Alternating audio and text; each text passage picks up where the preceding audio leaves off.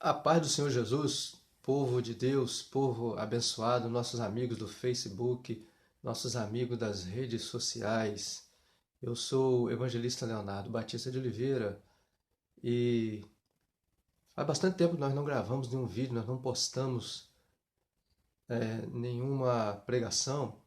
Eu gostaria de, nessa oportunidade, estar com você lendo um texto da Bíblia no primeiro livro aos Coríntios, foi escrito pelo apóstolo Paulo, capítulo de número 5. Nós estaremos lendo o versículo de número 7, somente a parte final, as últimas linhas do versículo de número 7, é onde nós estaremos trabalhando o assunto nessa oportunidade. Porque fala: porque Cristo, nossa Páscoa, foi sacrificada por nós. Pois bem, meu amigo, então já deu para perceber que o assunto que nós vamos estar falando agora trata-se da Páscoa, certo? Hoje é domingo de Páscoa. Nós gostaríamos de falar um pouquinho sobre a Páscoa para você, para nós recordarmos um pouquinho. Então vamos lá. Por que surgiu a Páscoa? Tudo que existe, tudo que Deus criou, criou por uma necessidade. Não existe, a grande prova da natureza é que nada que existe sem função nenhuma, sem encaixe nenhum. Tudo que existe, existe o seu encaixe perfeito e existe a sua necessidade. A palavra Páscoa, igual os hebreus falam, é o pessar, significa passar por cima.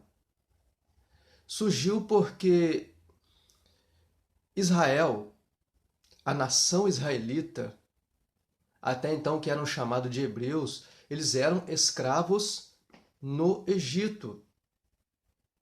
E então, o único Deus verdadeiro, Jesus de Nazaré, ele então se apresenta a Moisés, o homem de Deus, o grande legislador de Israel.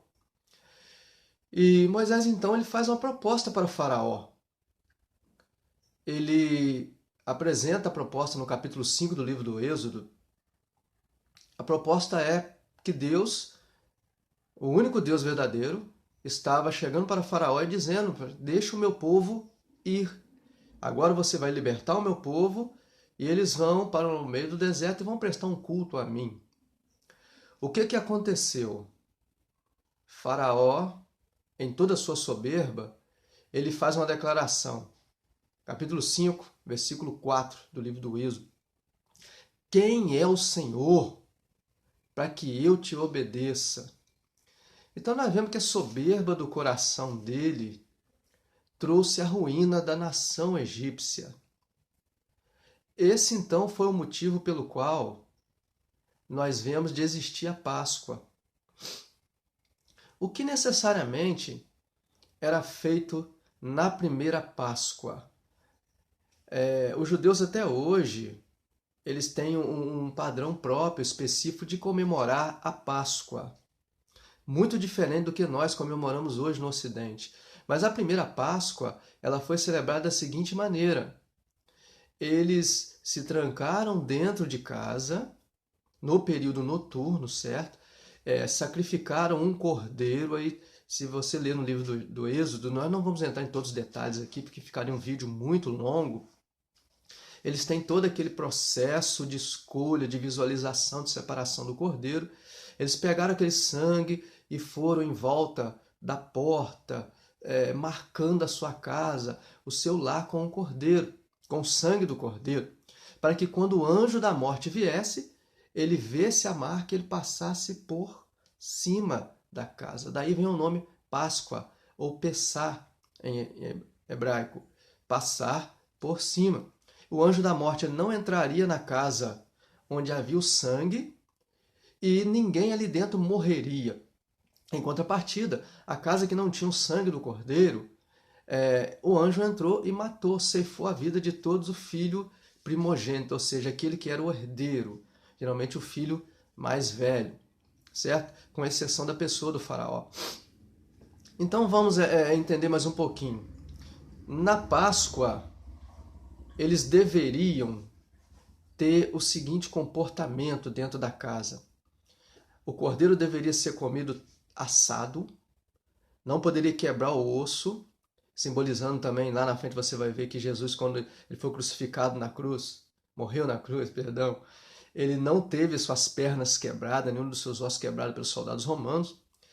Eles deveriam se alimentar junto com a carne do cordeiro, comer pães, asmos, né? Como se fosse aquela massa de pizza, não é isso? Só que sem fermento. Porque o fermento tem, na simbologia bíblica, a soberba, a hipocrisia. Então eles deveriam tirar isso da vida deles. Porque um homem soberbo, um homem hipócrita, ele não confia em Deus, ele confia em si mesmo, na sua estratégia, no seu princípio de orgulho pessoal para poder sobreviver nessa vida. E a pessoa assim, ela vive pisando os outros, tirando proveito dos outros, não é isso? Também deveriam comer ervas amargas, para sempre lembrar a dor e o sofrimento da escravidão, para que eles nunca quisessem também fazer o mesmo com o seu próximo, ou seja, eles não queriam pisar o próximo, não queriam escravizar, nem explorar o trabalhador que estivesse fazendo algum serviço para eles. Então nós aprendemos dentro dessa lição que também Deus deu a seguinte ordem: vocês vão vestir a roupa de viagem. Eles não estariam com roupa convencional, roupa de viagem, malas prontas, o cajado na mão, a noite toda, porque quando for o período da manhã, eles foram convidados a saírem, ir embora do Egito. Não dava tempo de trocar de roupa, não dava tempo de fazer mala, eles simplesmente pegaram tudo que tinha e saíram, e foram embora. E é onde nós aprendemos muito nesse ensinamento da Páscoa. Primeiro ensinamento que eu gostaria de trazer dentro desse conteúdo da Páscoa. A Páscoa não deveria, a princípio, ser para salvar somente os hebreus. Ela deveria, a princípio, ser para salvar o Egito também. Porque no coração de Deus não existe a discriminação ao ponto de me rejeitar, ao ponto de te rejeitar. O problema sou eu que escolho não obedecer à vontade de Deus. Vou trazer um exemplo para você. Por várias vezes, Moisés procurou o Faraó. E por várias vezes Deus enviou pragas, foram 10 pragas, 10 pestilências ao Egito, para que mudasse o coração de Faraó e que ele se arrependesse e tivesse a chance de salvar sua nação. E houve algumas vezes em que Faraó ele se humilhou e ele liberou o povo, depois ele arrependia e voltava atrás. Aí trazer um exemplo para você que nós estamos vendo desde esse período aí, onde o Brasil e o mundo está passando por essa pestilência. Quem sabe não é a oportunidade que Deus está trazendo para a minha vida para que eu me arrependa e volte para Ele. Para que eu me arrependa e retroceda o meu caminho e largue o meu pecado e venha realmente buscar Jesus. Faraó teve essa oportunidade. Por muitas vezes se humilhou, mas depois voltava atrás e a prepotência entrava no coração de novo e a soberba e não queria obedecer a Deus. E por esse motivo vieram as pragas, até o ponto que chegou a necessidade de Deus instituir a Páscoa. E olha que coisa legal, olha que coisa bonita. A Páscoa, igual eu falei, que não foi só para os hebreus. Tanto é que a Bíblia nos prova que teve egípcios e outros povos que habitavam no Egito que também sacrificaram a Páscoa. E quando Israel vai embora do Egito, esse povo sobe com Israel. Ele é chamado de vulgo, ou seja, uma mistura de pessoas que não eram hebreus, mas que obedeceram ao Deus dos hebreus e alcançaram a salvação na noite pascual. Olha que coisa bonita! O desejo de Deus não era destruir vidas, era salvar vidas. Mas Deus precisava que eles entendessem que o caminho da salvação é pelo sacrifício do Cordeiro, através do derramamento do sangue do Cordeiro, e aquele que entrar em obediência, este vai alcançar a salvação. Viu que coisa linda? Certo? Então a Páscoa traz para nós esses princípios de ensinamento, esses princípios de renovo de vida, de transformação. Eu gostaria também de trazer algo aqui que pode te chocar, porque é comum a gente ouvir na sociedade brasileira dizer Deus não é vingativo, mas nós vemos que Deus trouxe a vingança sobre o Egito. Olha o que a Bíblia fala sobre Deus ser vingativo, por exemplo, em Hebreus, capítulo de número 10 da Bíblia, versículo de número 30. Porque bem conhecemos aquele que disse: minha é a vingança, eu darei recompensa, diz o Senhor, e outra vez o Senhor julgará o seu povo.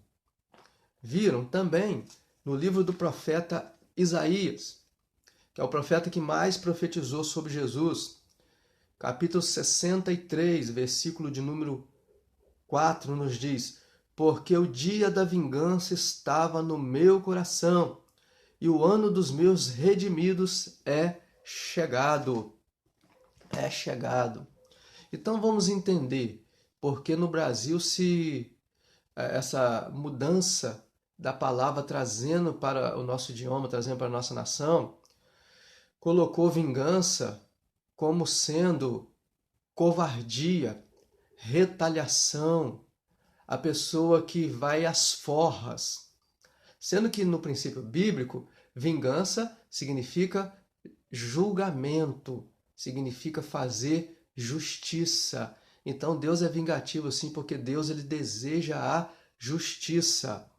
É por isso que o Egito não foi poupado. Mas existe um ensinamento maior para mim hoje, que o apóstolo Paulo ele traz no livro dos Gálatas. Nós conhecemos como a lei da semeadura. Gálatas capítulo meia dúzia, versículo 7, que diz: não erreis, Deus não se deixa escarnecer, porque tudo que o homem semear, isso também ceifará. Porque o que semeia na sua carne, ceifará a corrupção, mas o que semeia no Espírito, ceifará a vida eterna. Então, viram a lei de semeadura? O que eu quero te mostrar aqui é que Deus ele é justo sim, e ele tem autoridade para poder julgar a minha causa, julgar a sua causa e fazer uma justiça correta, neutra, isenta de erros. Porém, a atitude está em mim. Depende da semente que eu vou semear. Paulo falou aqui que eu não devo errar, eu não devo pensar que eu vou, permita a expressão, fazer Deus de bobo, Deus de otário. Não, eu vou colher a semente que eu plantei. Isso aconteceu lá no Egito. Quem quis participar da Páscoa, entrar pelo caminho do Cordeiro, entrar pelo caminho do sangue do Cordeiro, não morreu. Quem rejeitou o Cordeiro, quem rejeitou o caminho do sangue do Cordeiro, foi desobediente, esse não alcançou a vitória. E hoje não é diferente.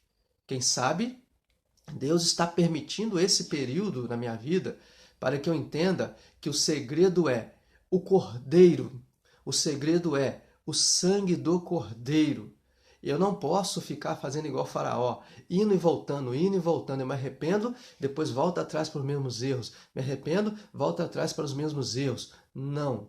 A Páscoa, ela é uma aliança, ela é um sinal.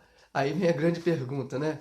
Leonardo, a igreja deve participar da Páscoa hoje? Não. Não, nós respeitamos o feriado da nossa nação, respeitamos até a crença de alguns, mas a Páscoa, ela foi instituída só para os hebreus. Só para os hebreus. Jesus é o Cordeiro de Deus, ele já morreu na cruz do Calvário, já derramou o sangue dele por nós. Nós não precisamos matar Jesus de novo, nós não precisamos pegar o sangue dele de novo. Nós precisamos abraçar esse caminho. Até porque a Páscoa foi substituída pela Santa Ceia. O próprio Jesus, na noite de Páscoa, da sexta-feira da Páscoa, ele pega o pão, ele pega o vinho, ele dá graça, parte para a igreja e fala que vocês vão fazer isso em memória de mim. E a partir de então nós vemos a igreja celebrando ao Senhor com a Santa Ceia. Então não é um costume da igreja celebrar a Páscoa. Olha só, nós respeitamos a sua religião, respeitamos o seu ponto de vista. Mas a Páscoa é um memorial para os judeus. Esse memorial já se cumpriu em Jesus. Então, se já foi cumprido, não precisa ficar repetindo. Eu estou debaixo das ordenanças. Jesus deu ordem que até que ele volte para buscar a igreja, eu devo fazer o batismo nas águas e eu devo participar da Santa Ceia, certo? Então nós estaremos encerrando esse vídeo aqui, tomei até tempo demais, mas estava também com saudade e o nosso desejo é que você seja abençoado grandemente por Cristo Jesus. Fica com Deus. Adeus.